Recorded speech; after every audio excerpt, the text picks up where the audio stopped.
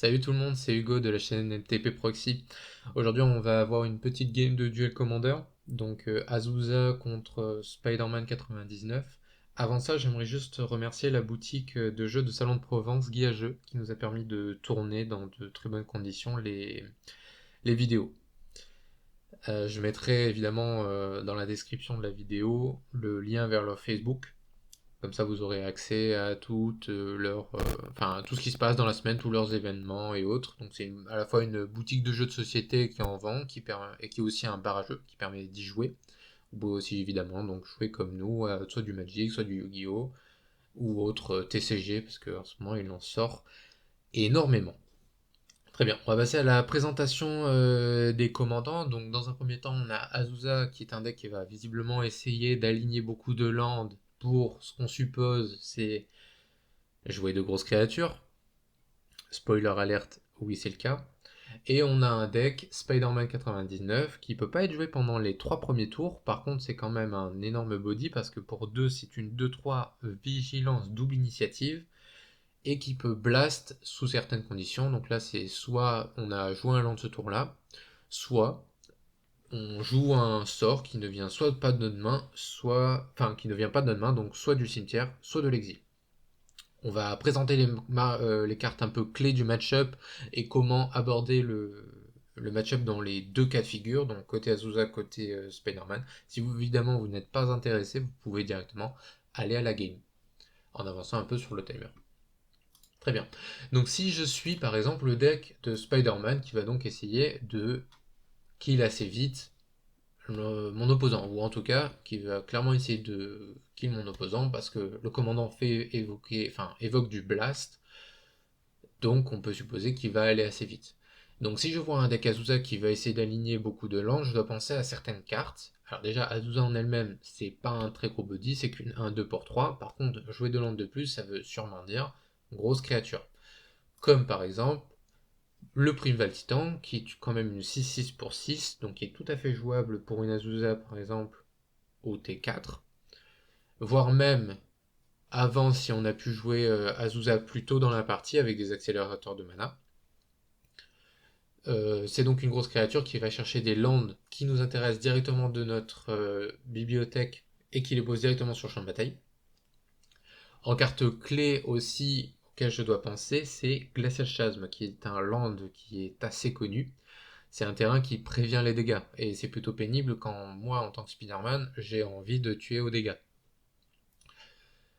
Donc si je pense à Glacial Chasm, le problème de Glacial Chasm, c'est qu'à tous les tours, le joueur adverse, il doit payer 2 points de vie, puis 4 points de vie, puis 6 points de vie. C'est le principe de l'entretien cumulatif. À chaque entretien, je paye un peu plus que la dernière fois.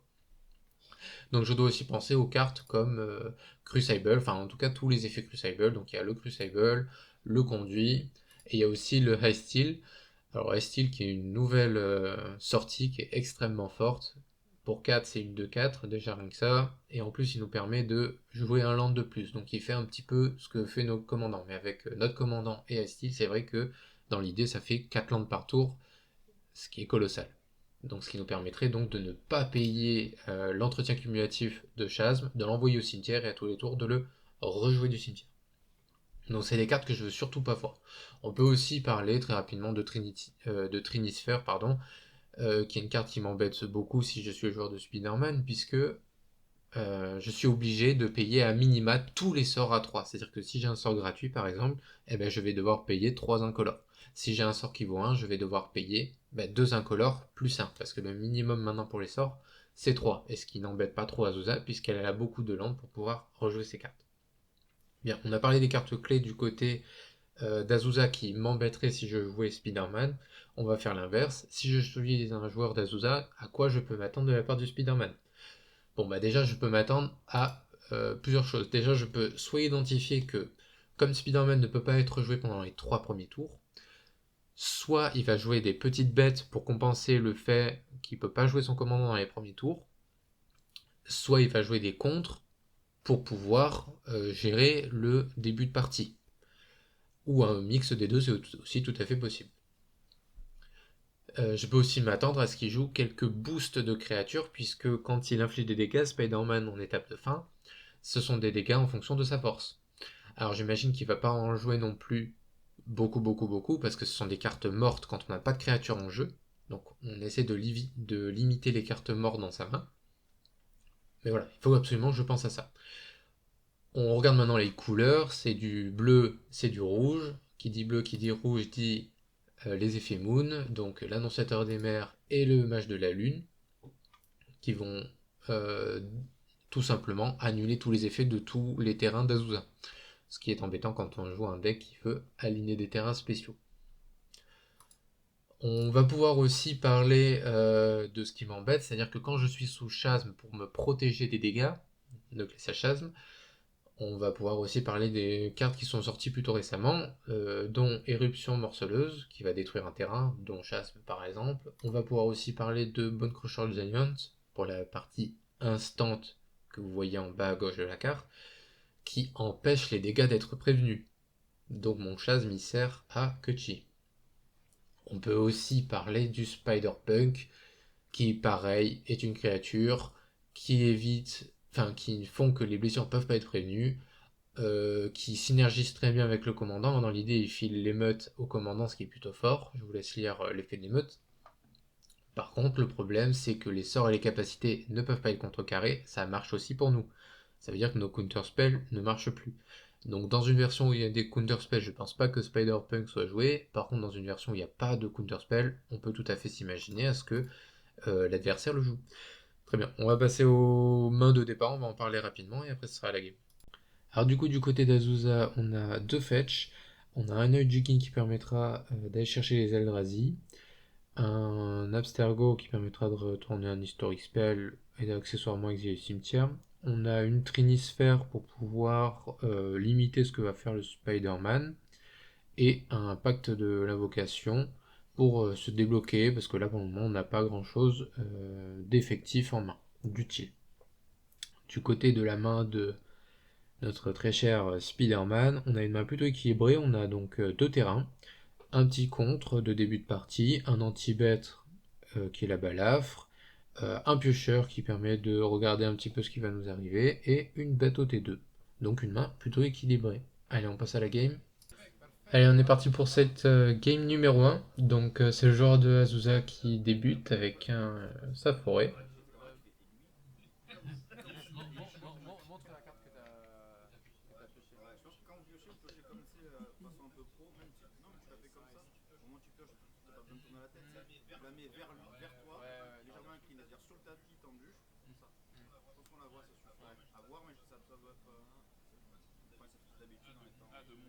Alors du coup, en fait, on était en train de configurer comment essayer de vous montrer les cartes qu'on piochait. Donc le joueur de Spider-Man a pioché un Ponder, le joueur d'Azusa a pioché un Fable Passage, c'est un fetch, enfin c'est un terrain qui va en chercher un autre mais qui ne fait pas payer de points de vie. En revanche, le terrain va engager si on n'en contrôle pas en tout 4 quand le terrain de base arrive. Donc là, il le fait directement pendant que son adversaire est full tap, puisque le Spider-Man pourrait jouer un Stifle.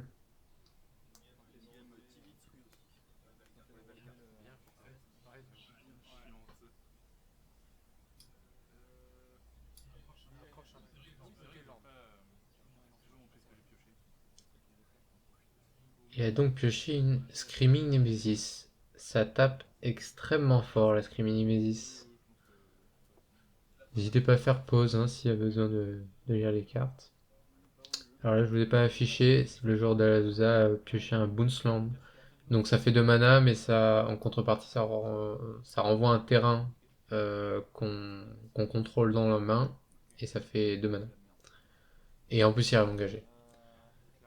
Donc allez, il fetch pour aller chercher une forêt de base, donc pas de Stifle du côté de Spider-Man, et ça tente Azusa, qui prendra sa Force Spike.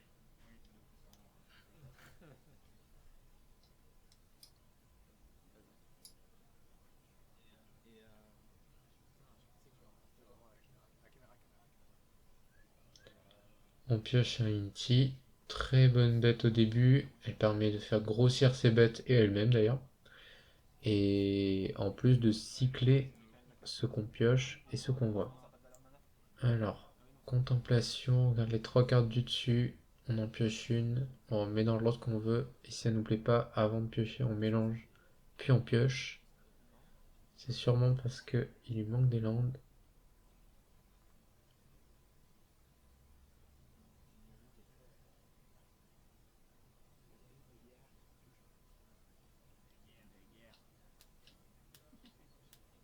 Donc on a pioché un Sokenzan, et pour deux, peur de rater quelque chose.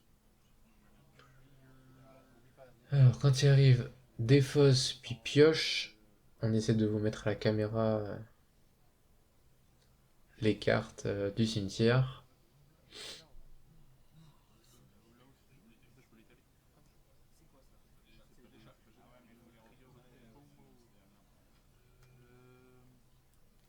Ok, donc on se débarrasse de la balafre de flamme qui colle 4 à une créature, et seulement à une créature, donc pas très fort contre un joueur qui joue surtout des landes.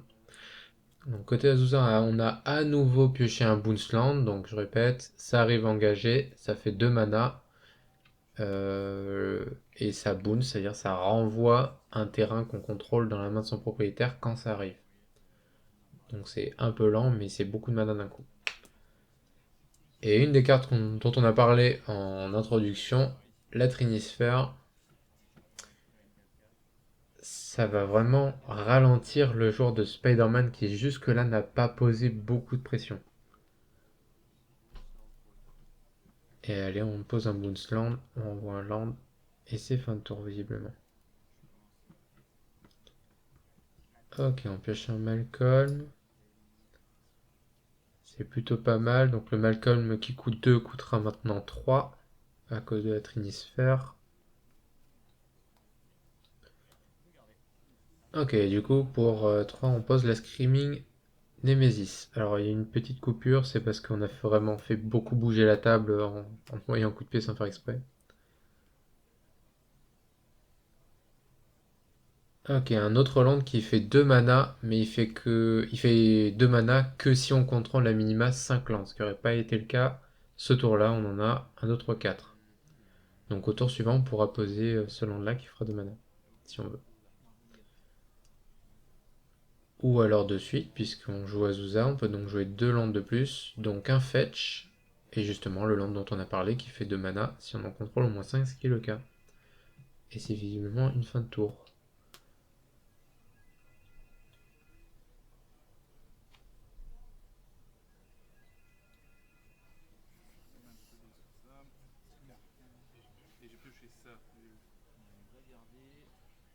Ok, le joueur de Spider-Man montre la carte, il a pioché un Spell Snare. C'est pas très fort comme compte contre une Azusa, surtout quand la game est aussi avancée.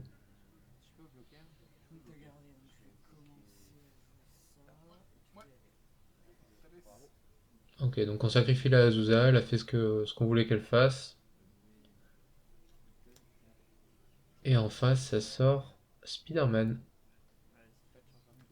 Mais pas d'effet parce que pas de lente ce tour-ci. Alors on est un peu spécial côté Azusa, ça nous fait faire une food qui craque immédiatement parce qu'il contrôle. Enfin, ça fait faire une food parce que on contrôle au moins 3 autres forêts. Et alors là, c'est un peu un top deck. Une Vras unilatérale, puisque le joueur d'Azusa ne contrôle que des permanents non colorés. Et Ulysse Dust nous dit que bien justement chaque joueur sacrifie que des permanents colorés qu'il contrôle. Donc la Trinisphère reste parce qu'elle n'a pas de couleur. Par contre, tout le board ennemi s'en va. Et alors là, c'est coup dur. Et on bounceland la cabane, comme ça on pourra à nouveau faire une food et regagner 3 points de vie. Bon, alors là, visiblement, c'est pour le moment pas ce qui change la game, parce que même s'il n'avait pas de food, le joueur d'Azusa, il aurait été à 10. Et à 10, il est encore safe pour le moment.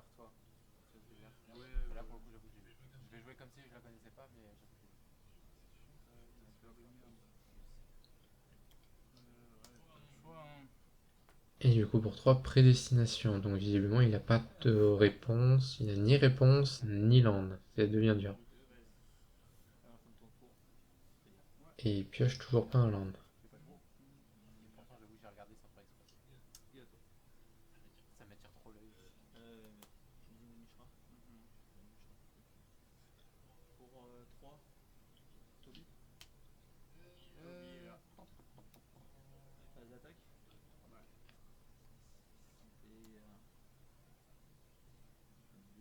Ok, ça a l'air de compter.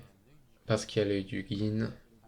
Il était en train de compter. S'il pouvait aller chercher bel et bien un Eldrazi en fin de tour. Ok, ça pioche une foudre. Foudre qui, ouais, qui coûterait 3, ce serait trop cher. Il préfère remballer le joueur de Spider-Man. Il a compris que tour d'après, il se prenait un gros Eldrazi. Allez, on passe aux mains de la game 2. Donc allez, c'est parti pour cette game 2. C'est donc Spider-Man qui va commencer. Donc on voit qu'il a 3 terrains en main, plus une Lorien Reveal. Alors là, Lorien Reveal, soit pour 5, on pioche 3, ce qui est assez fort. Le problème, c'est que surtout, c'est que c'est quelque chose de fin de partie. Il peut pas jouer son commandant dans les premiers tours. La Lorien Reveal sera donc très certainement utilisée pour recycler une île. Donc c'est comme si virtuellement il avait pas 3 terrains, mais 4 terrains en main. Il a en plus une Némésis dans l'identité, donc elle aura la protection contre le joueur d'Azusa, donc elle pourra attaquer, elle pourra même pas être ciblée. Donc ça c'est plutôt fort même si c'est un peu lent. Et ce qui a dû lui faire garder sa main et pas creuser dans plus de mulligan parce que là on remarque qu'il a mulligan à 6, c'est que Bone Crusher Giant, on en avait parlé au début, ça empêchera le joueur d'Azusa d'être caché sous Chasm. Du côté d'Azusa, on voit qu'il a un T1 qui est la carte d'expédition, il a 3 terrains, il a un T2 qui est sa Sylvan Librairie. La Sylvan Librairie, c'est pas mal parce qu'il va pouvoir trier les cartes du dessus de sa bibliothèque. En fait, en gros, au lieu de piocher, c'est comme si virtuellement il en piochait 3, mais il les pioche pas vraiment. Il va en mettre une dans sa main de sueur, et s'il va en mettre plus dans sa main, il doit payer 4 points de vie par carte en plus. Les autres, sinon, par contre, il les remet au-dessus de sa bibliothèque. Donc au maximum, il pourrait piocher 3 cartes par tour, même si ça va lui coûter beaucoup de points de vie. Il a pas beaucoup de land, alors qu'il a un T1, un T1, un T2 et sûrement un T3 Azusa, donc en espérant qu'il du coup pioche les lands. Il a par contre de très bons finishers comme Hugin, l'œil des tempêtes, qui va commencer à exiler des permanents, lui faire gagner, piocher des points de vie, enfin lui faire gagner des points de vie et piocher les cartes, et un gros finisher qui est Emrakul, la fin promise. Ça en général Emrakul quand il te voit, je vous laisse deviner la suite. Très bien, allez on passe à la game. Alors game numéro 2, ce coup-ci c'est donc Spider-Man qui commence, avec un land équipe Pastour. Allez, côté Azusa, on pioche un Primbal Titan. On en avait parlé en début de vidéo, c'est une bête très très forte. Clairement une bête clé du match-up. Et qui est castable même sans avoir posé Azusa. Donc ouais, il s'est passé beaucoup de choses. Carte d'expédition côté Azusa. Pendant ce temps, en fin de tour, le joueur de Spider-Man recycle la Lorien Reveal. Donc on en avait parlé, hein. Donc finalement la Lorien Reveal c'est bien un land. Qui est allé chercher une île volcanique qu'il aura posée durant son tour. Côté Azusa, ça pioche grandement maléfique. C'est pas mal du tout. Ça permet de créer un bloquant quand même. C'est plutôt fort contre un deck aggro. Et vu que le Spider-Man avait oublié de piocher pendant son tour, il a pioché une lava dart et il nous l'a montré. Donc elle est grandement maléfique côté Azusa. Donc plutôt grandement maléfique que Sylvan Librairie. Donc visiblement il a l'air de vouloir chercher plus des solutions que de poser sa Sylvan. Parce que pour le moment, il sait pas s'il va trouver... Enfin, il sait pas si le Spider-Man va être en face aggro. Donc il sait pas si la Sylvan va être vraiment utile. Et là, de toute façon, il va avoir plus de cartes. Donc, on a un artefact conduit qui nous permet de renvoyer une carte, qui nous permet de rejouer des terrains de puissance cimetière. Et il a deux autres landes, plus encore un. Donc en tout, oui, 3. Mais un d'entre eux qui met dans sa main. C'est un land qui est joué parce que il y a, alors de mémoire, il y a Urza's Mine, Urza's Tower et je crois que c'est Urza's Cave qui font beaucoup de mana si on contrôle justement le land qu'il a pris, Nexus, j'ai oublié Nexus quelque chose. Donc finalement la 0-1 qui a été créée par Grondement Maléfique a été shootée par le joueur de Spider-Man qui, pendant son tour, pioche une Mana Leak. Donc il a un bon contre. Ça va sûrement, s'il joue rien, contrer Azusa au tour d'après.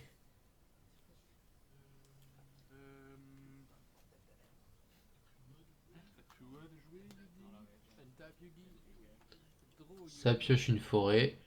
Très belle forêt.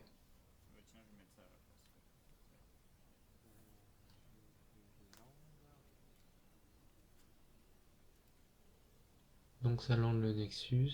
Peut-être qu'il va aller chercher avec sa carte d'expédition justement soit Urza's Mine, soit Urza's Cave, soit Urza's Tower pour avoir beaucoup de mana d'un coup.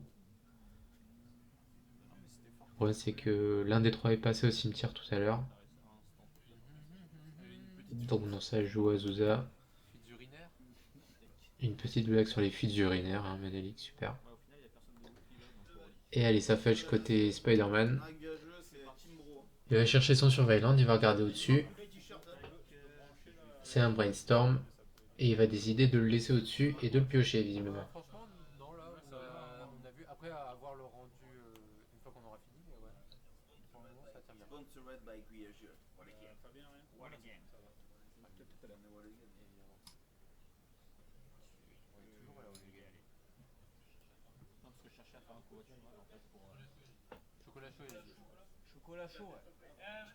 Pour le moment, comme on avait dit, Spider-Man pose pas trop de pression. Donc pour Azusa, pour le moment, ça se passe bien. Et d'un seul coup, ça se passe beaucoup moins bien. Donc une des meilleures cartes du match-up, Magus of the Moon. Donc tous les lands non bases sont maintenant des montagnes. Voilà, les collègues qui font des vannes. Ok, donc ça pioche un land spécial, mais qui du coup n'a plus rien de spécial puisque c'est une montagne s'il est posé. Donc on a plutôt land visiblement une forêt.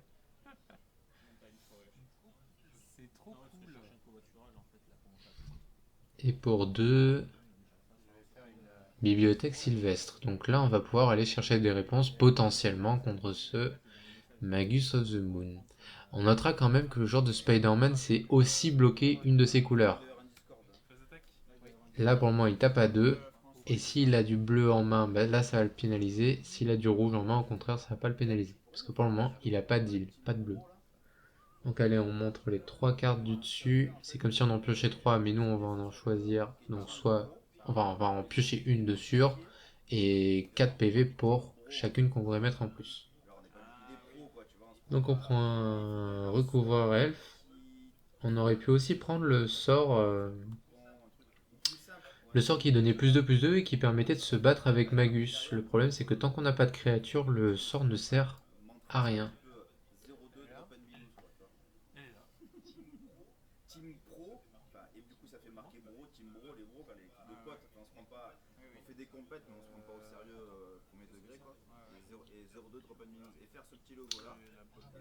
Et donc il va tenter de foudre avant la fin du tour. Le recouvreur elfe. Alors le recouvreur elfe, il peut être suffisamment gros pour survivre à une foudre s'il y a 3 terrains dans le cimetière. Le problème c'est que là il n'y en a que 2 et que visiblement on peut pas aller en mettre un de plus. Donc finalement heureusement qu'on n'a pas pris le sort qui permettait de se battre parce qu'en réponse on aurait pu faire la foudre et le tuer. Ok, alors côté Spider-Man on a pioché une Prismatic Vista, donc c'est un fetch qui va chercher un land de base. Le problème c'est que là c'est une montagne. Donc allez, côté Spider-Man on attaque pour 2, côté Azusa on regarde les cartes du dessus, on prend la forêt, et si j'ai bien compté ça fait 6. Il n'y a pas de bleu en face, Normalement, le Primeval Titan est assez gratuit. Et ça résout. Donc là, c'est Los Ambrullos. Le Primeval Titan va chercher deux landes, donc Œil du Guin et la Urza's Tower, dont on avait parlé, qui ferait 3 mana incolores si on n'y avait pas le Magus, mais là c'est le cas. Et donc là, bonne chance pour se débarrasser d'une 6-6, sachant en plus que la foudre chez Spider-Man est passée.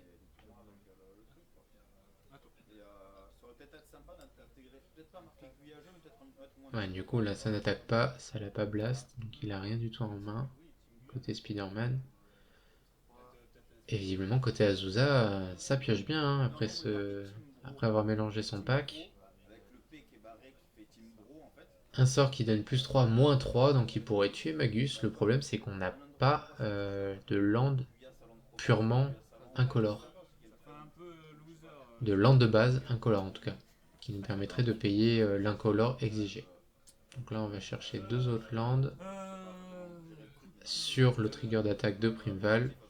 Et en deuxième phase, on sacrifie ouais, la carte au trésor. Ça va justement chercher un land de base incolore. Sûrement pour tuer le Magus of the Moon. Avec je crois que c'est contorsion spatiale. Côté Spider-Man, on pioche une Daze. Alors vous me direz pourquoi ne pas avoir joué la contorsion spatiale directement pendant le tour d'Azusa. Parce que si le joueur de Spider-Man pioche un bleu, il pourrait avoir des contre-open.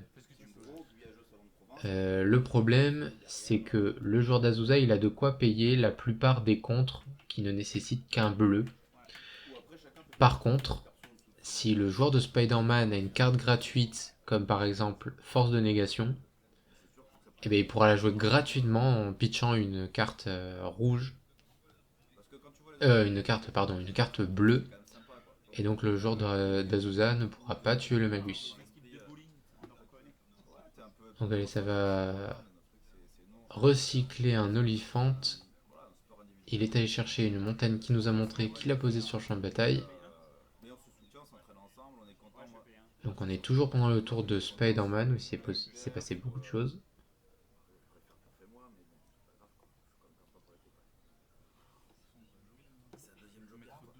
Et il va coller deux. Donc finalement il craque son Bone Crusher Giant face. Et il pose le Bone Crusher Giant. Ou le Bone Crusher Giant, pardon. J'arrive plus à parler. Et donc là, oui, le genre d'Azusa, c'est que du coup, il n'y a aucune carte qui permet de contrer durant le tour du contrôleur et sans île. Sachant qu'en plus, on a vu la Daze, mais de toute façon, il pouvait la payer. Et finalement, il pioche en plus un beau petit Lamok pour conclure la game. Bon, là, la game, je vous fais pas un dessin, elle est terminée. Il y a une 6-6. En plus, on l'a vu en main de départ, il a Emrakul. Donc, il va soit le tuer avec Emrakul, soit avec Ulamog. En tout cas, vous n'hésitez pas à dire en commentaire si vous avez bien aimé la nouvelle disposition. Par contre, n'hésitez pas à dire aussi l'éclairage, j'ai l'impression qu'il est un peu trop lumineux. Je pense que la prochaine fois, il faudra qu'on le diminue. Voilà. Et si la pioche, enfin la manière dont on a pioché vous a plu, n'hésitez pas à le dire surtout. Comme ça, on s'embête à le faire à chaque fois. Et ben voilà, abonnez-vous et fin de partie. Merci.